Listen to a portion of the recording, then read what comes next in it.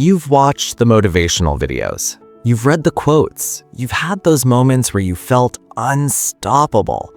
And then, nothing.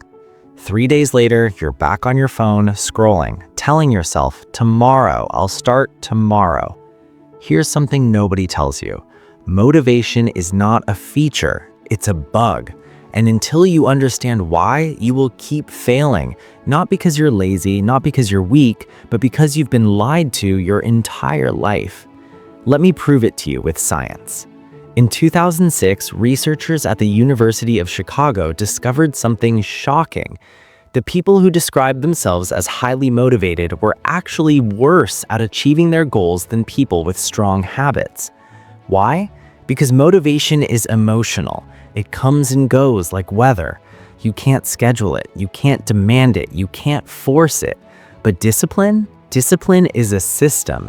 It's something you build like a muscle, and once it's there, it works even when you feel nothing. Here's the ugly truth about motivation. Your brain releases dopamine, the reward chemical, when you think about achieving a goal, not when you actually achieve it, when you just think about it. That's why you feel motivated after watching a YouTube video about success. Your brain already got its dopamine hit just from imagining it. And then when it's time to sit down and work, the dopamine is gone. You didn't lose it, you spent it on fantasy. This is called the motivational hangover. Your brain treated the imagination as the reward, so it has no drive to go after the real thing. Now stop, right now. Think about your biggest goal. Are you chasing it, or are you just enjoying thinking about it? Discipline is not punishment.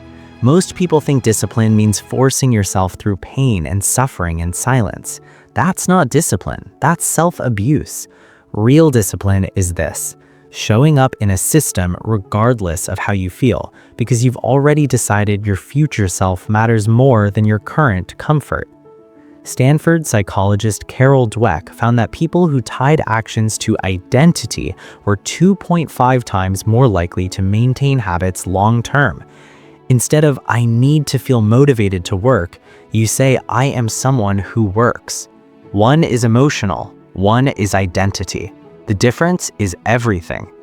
So how do you actually build discipline? 3 steps. Step 1. Shrink the task until there is no excuse. The reason discipline breaks down is not laziness, it's friction. When a task feels big, your brain avoids it. Neuroscientist Andrew Huberman calls this autonomic load. Make the minimum so small it's almost embarrassing.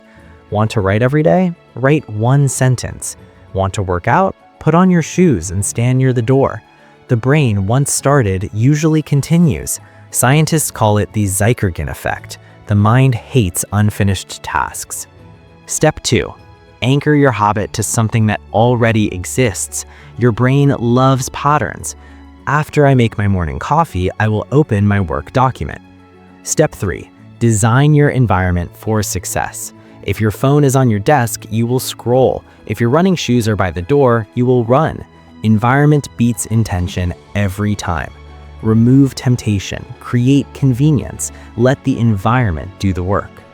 Here's the truth that changes everything. Motivation got you to watch this video. Discipline will get you to where you want to be. You don't need to feel ready. You don't need to feel inspired. You need a system, an identity, and an environment that supports who you're becoming. The students who change their lives don't do it because they found secret motivation. They showed up, disciplined, consistent, focused, even on the days they felt nothing. Now it's your turn. Not tomorrow, not when you feel ready, right now. If this hit different, subscribe. Every week, I give you the psychology, the science, and the real strategies to become the person you know you're capable of being. See you in the next one.